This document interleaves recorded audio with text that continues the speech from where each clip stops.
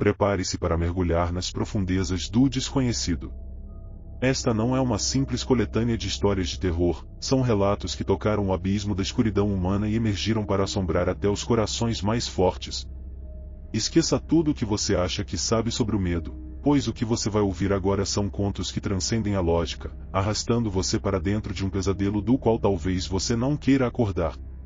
Se o terror fosse uma arte, estas seriam suas obras-primas. Segure-se firme, apague as luzes, e lembre-se, o verdadeiro horror não está naquilo que você vê, mas no que você sente. A igreja abandonada. Quando éramos adolescentes, eu, Diego e Arthur éramos inseparáveis. Morávamos em uma cidade pequena, cercada por montanhas e florestas densas. Naquele verão, algo mudou. Arthur precisou se mudar com a família para o interior de Minas Gerais, perto de uma pequena cidade chamada Santa Luzia. Era o tipo de cidade onde as pessoas se conhecem pelo nome, mas sempre tem segredos enterrados debaixo das colinas e florestas ao redor. Depois que Arthur se foi, ele convidou a mim e a Diego para passar um fim de semana em sua nova casa. Estávamos ansiosos por uma aventura. Pegamos o ônibus e viajamos por horas até finalmente chegarmos à cidadezinha, cercada por uma paisagem bucólica e misteriosa. A casa de Arthur era simples, mas a vista das montanhas e a floresta ao longe traziam um ar de tranquilidade. Decidimos que, no dia seguinte, exploraríamos a região. No sábado, com mochilas nas costas e garrafas de água, nos aventuramos pela floresta próxima. Seguimos uma trilha que, segundo Arthur, levava a um rio. Caminhávamos há horas quando percebemos que estávamos perdidos. A floresta era densa, e o silêncio ali não era o que eu esperava, era opressor, pesado. Diego sugeriu que seguíssemos o curso do rio até encontrar algum sinal de civilização. Depois de muito caminhar, avistamos uma construção no horizonte, escondida entre as árvores. Era uma velha igreja de tijolos vermelhos, coberta de musgo e com um estacionamento de terra batida. No estacionamento, 4 carros antigos estavam parados, todos brancos, mas tão enferrujados que pareciam abandonados há décadas. O que nos chamou a atenção foi o som. Música gospel saía de dentro da igreja. Vozes cantando hinos ecoavam pelo ar. Tem gente lá. Vamos pedir ajuda, sugeriu Arthur. Nos aproximamos cautelosamente. O lugar parecia velho demais para ainda estar em uso, mas as vozes e o som de um piano eram claros. Quando abrimos a porta da igreja, um cheiro de mofo e umidade nos envolveu. A cena lá dentro era estranha, e umas 20 pessoas, todas mal vestidas, sentadas nos bancos, cantando sem entusiasmo. A pianista, uma senhora de cabelos brancos e óculos de aros grossos, tocava mecanicamente. Quando entramos, o silêncio caiu como uma pedra. A mulher parou de tocar e virou o rosto para nós, sem qualquer expressão. Um por um, todos os presentes começaram a nos encarar. O silêncio era perturbador, como se o próprio ar tivesse sido sugado da sala. Diego, sempre o mais falante, tentou quebrar o gelo. Desculpa incomodar, gente, e estamos perdidos. Podemos usar o telefone de vocês? Ninguém respondeu. O olhar deles era vazio, desprovido de qualquer sinal de acolhimento ou simpatia. Era como se não fôssemos bem-vindos, como se tivéssemos invadido algo proibido. Um calafrio percorreu minha espinha, e Arthur começou a se mexer inquieto. Vamos sair, sugeri, com a voz trêmula. Saímos da igreja sem tirar os olhos das pessoas, que continuavam a nos observar em silêncio. Quando fechamos a porta, Diego comentou, não vi nenhuma cruz ou imagem de santo lá dentro. Aquilo me atingiu como um soco no estômago. Um templo sem símbolos religiosos em uma região tão católica. Algo não estava certo. Quando olhei para trás, meu coração quase parou. 12 homens haviam saído da igreja e estavam parados em frente à porta, olhando fixamente para nós. Não se moviam, apenas nos encaravam, como predadores observando suas presas. Corre! Gritei. Todos começamos a correr pela estrada de terra, sem olhar para trás. O medo pulsava em nossas veias, e a sensação de estarmos sendo seguidos nos fazia correr ainda mais rápido. A floresta ao redor parecia se fechar sobre nós, os sons da natureza desaparecendo, dando lugar ao pânico. Depois do que pareceram horas correndo, avistamos uma antiga estação de serviço, daquelas que só existem em cidades fantasma. O lugar estava caindo aos pedaços, mas havia uma luz acesa na loja. Entramos desesperados, com o coração martelando no peito. Um homem estava atrás do balcão, um sujeito envelhecido, com a pele marcada pelo sol e um boné sujo enfiado na cabeça. "O senhor pode nos ajudar? Estamos perdidos", Arthur implorou, quase sem fôlego. O homem nos olhou por um momento, como se já soubesse o que tinha acontecido. "Se perderam pela floresta, né? Continuem por essa estrada, façam uma curva à direita no poste de luz e sigam até a rodovia. Não olhem para trás." A maneira como ele falou a última frase fez minha pele arrepiar. "Não olhem para trás." Agradecemos rapidamente e saímos, mas antes de chegar à porta, olhei de relance para o homem novamente. Ele estava na porta agora, com os braços cruzados e um sorriso podre no rosto, nos observando enquanto saíamos. Seguimos as instruções, e ao chegar na rodovia, já quase escuro, tentamos parar alguns carros, mas ninguém nos dava atenção. O silêncio da floresta ao redor parecia mais ameaçador do que nunca.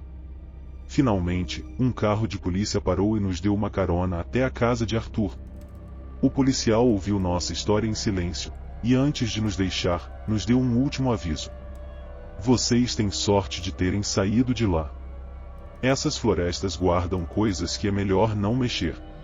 Já ouvi histórias sobre cultos estranhos por esses lados, mas ninguém sabe ao certo." Naquela noite, deitados na casa de Arthur, ninguém conseguiu dormir. As sombras das árvores do lado de fora pareciam se esticar até as janelas, e o silêncio era pesado. Não falamos sobre o que aconteceu nos dias seguintes, mas sabíamos que algo ali não era natural, não era seguro. E nunca mais voltamos àquela igreja. Se você está gostando deste banquete de terror, não se esqueça de se inscrever no canal para não perder as próximas histórias que vão gelar a sua espinha. Deixe seu like se os calafrios estão valendo a pena e compartilhe nos comentários o que você achou ou se já passou por algo similar. Sua interação é fundamental para continuarmos trazendo o melhor do medo diretamente para você. O culto da fé proibida. Há histórias que passam de geração em geração, sussurradas em cantos escuros e esquecidas por aqueles que têm bom senso. Histórias que ninguém se atreve a investigar, a menos que tenha perdido o juízo, ou, como no nosso caso, a menos que tenha sido levado por uma curiosidade perigosa. É engraçado como o destino nos arrasta para onde não deveríamos ir. E foi assim que nos encontramos naquela igreja em ruínas, no coração de uma cidadezinha perdida no interior de Minas Gerais, longe de qualquer mapa. Eu nunca tinha ouvido falar de São Jerônimo até aquele ano. Não constava em nenhuma placa de rodovia ou guia de viagem. Era um lugar esquecido, enterrado em mistérios. Mas, quando o nome apareceu em um artigo online sobre cidades abandonadas, Vinícius, meu melhor amigo, decidiu que precisávamos ir. "Vamos documentar tudo, cara", ele disse. "Vai ser uma experiência épica." Mariana, sempre cética, riu da ideia, mas no fundo ela também era movida pela curiosidade. Eu hesitei, como sempre fazia quando Vinícius tinha suas ideias malucas, mas, de alguma forma, ele sempre conseguia nos convencer. Então, ali estávamos, uma semana depois, em uma estrada deserta, cercada por montanhas e florestas densas, a caminho de São Jerônimo. João, o mais quieto de nós, foi o único que não parecia empolgado. Havia algo no seu olhar, algo sombrio, como se ele soubesse o que nos esperava. A cidade, quando finalmente chegamos, era como um fantasma. As ruas de paralelepípedos estavam cobertas de ervas daninhas, as casas, desmoronando, e o silêncio era tão profundo que o som dos nossos passos parecia ecoar por quilômetros. No centro da praça principal, havia uma igreja. Uma estrutura decrépita, mas ainda imponente. As paredes de pedra estavam rachadas, e o telhado ameaçava desabar a qualquer momento. Mesmo assim, algo sobre ela parecia e atrair. "É aqui", disse Vinícius, apontando para a entrada. "É aqui que aconteceu tudo." O artigo mencionava um culto antigo, uma seita que havia tomado a igreja décadas atrás. Diziam que o grupo acreditava em algo além de Deus, algo primordial e perigoso. Eles desapareciam por semanas, fazendo seus rituais secretos, até que um dia, todos desapareceram de vez. Nenhum vestígio. Apenas a igreja ficou, como um monumento ao terror. Entramos na igreja com um misto de curiosidade e medo. As janelas estavam cobertas por anos de sujeira, deixando a luz do sol quase inexistente. No altar, ainda havia restos de velas e objetos estranhos, símbolos gravados no chão de pedra. Isso aqui não é normal, sussurrou Mariana, enquanto olhava para os desenhos. Era como se as paredes respirassem, como se algo estivesse preso ali dentro, esperando. Vinícius, como sempre, não perdeu tempo. Começou a filmar com sua câmera, explorando cada canto escuro. João, por outro lado, parecia desconfortável, inquieto. Vamos logo com isso, ele murmurou, olhando para a porta como se quisesse sair o mais rápido possível. Olhem isso, disse Vinícius, chamando-nos até uma porta lateral. Ela levava a uma escada que descia para o porão. A madeira estava podre, e o cheiro de mofo era forte, mas a curiosidade falou mais alto. Descemos, um de cada vez, a luz fraca das lanternas mal iluminando os degraus. O porão era pior do que qualquer um de nós imaginava. As paredes estavam cobertas de marcas, símbolos que não faziam sentido, e no centro da sala havia uma espécie de altar improvisado. Velas derretidas cercavam o que parecia ser uma grande bacia de pedra. No fundo dela, algo escuro e denso. Sangue? Mariana perguntou, a voz trêmula. Antes que qualquer um pudesse responder, ouvimos um som. Um sussurro, suave, mas inconfundível. Não vinha de nenhum de nós, e certamente não vinha de fora. Era como se as paredes falassem.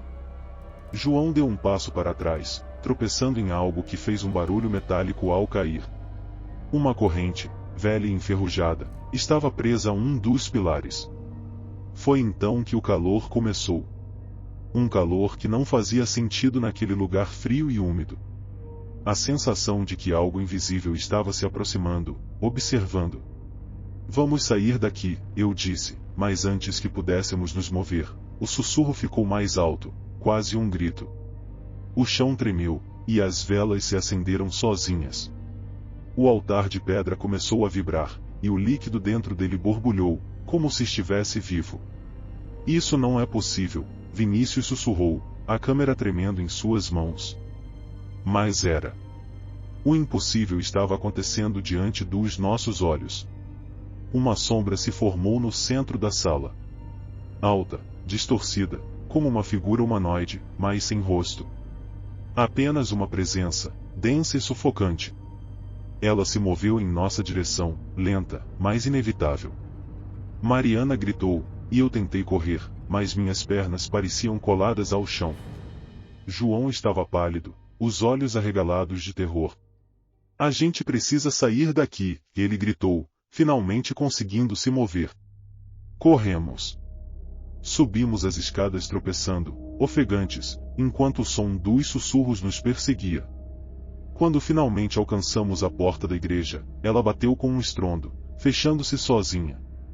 Vinícius correu até ela, tentando abrir, mas era como se algo a estivesse segurando. Não pode ser, ele gritava, desesperado.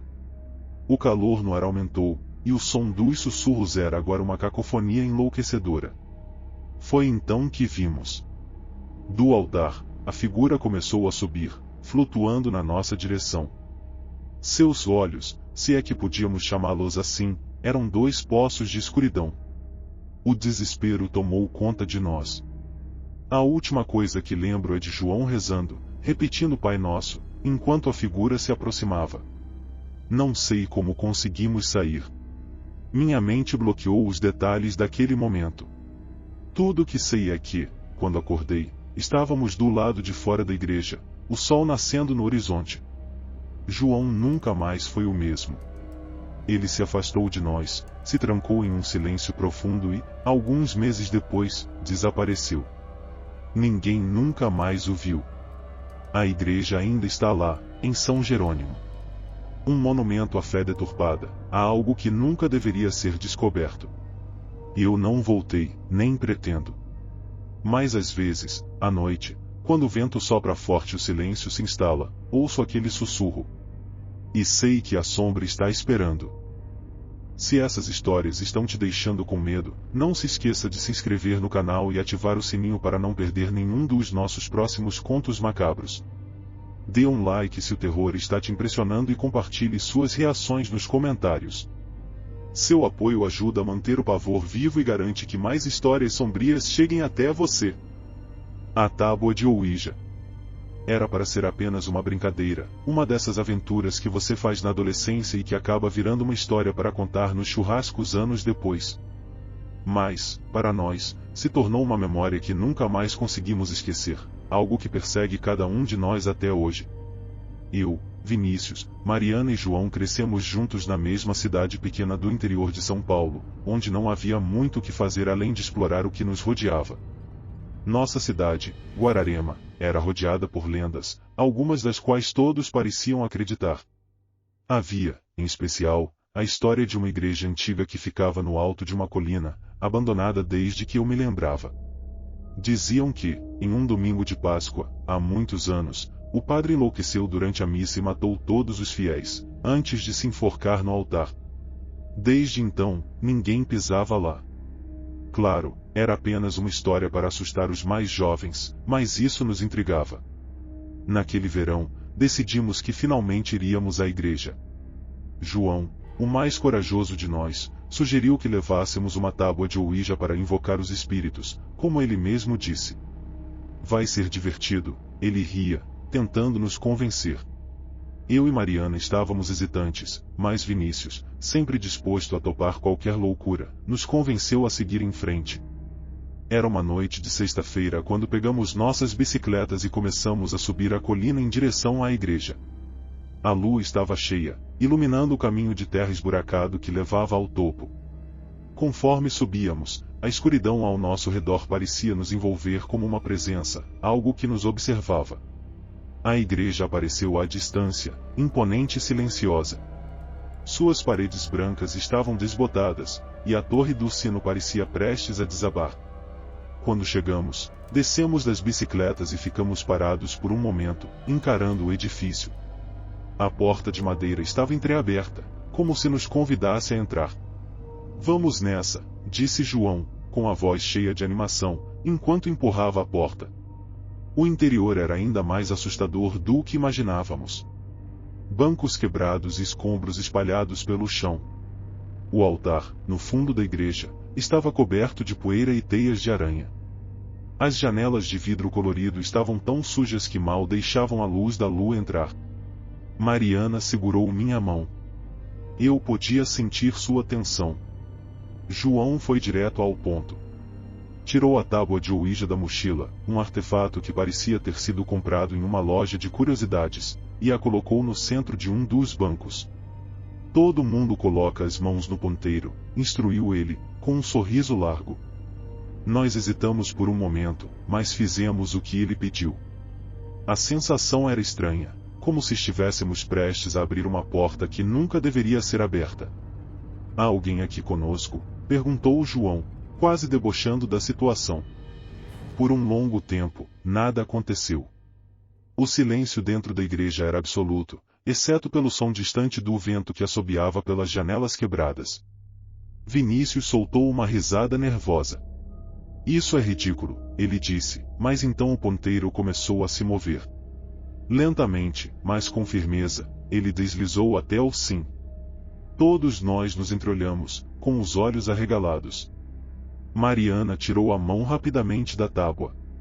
Você está mexendo nisso, João? Ela perguntou, a voz trêmula. Não tô nem encostando direito, ele respondeu, mas o pânico em seu rosto era evidente. O ponteiro começou a se mover novamente, sem que ninguém o tocasse. Nós assistíamos, paralisados de medo, enquanto ele soletrava, S-A-I-A-M. Saiam, disse Mariana, em um sussurro, quase sem fôlego.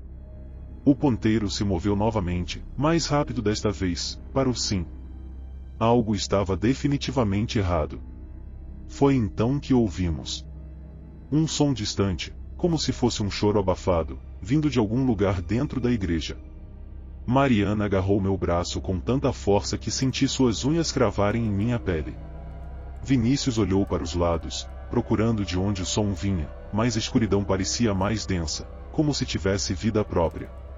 Eu acho que é melhor a gente ir embora, disse Vinícius, já começando a se levantar, mas antes que pudéssemos fazer qualquer coisa, as velas apagadas no altar se acenderam de repente, sem que ninguém as tocasse.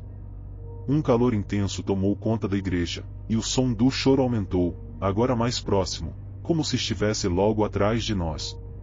Corre, gritei, me levantando de um salto, e todos fizemos o mesmo. A porta da igreja estava entreaberta como antes, mas parecia muito mais longe. À medida que corríamos, era como se o espaço entre nós e a saída se esticasse. A sensação de algo nos seguindo era esmagadora.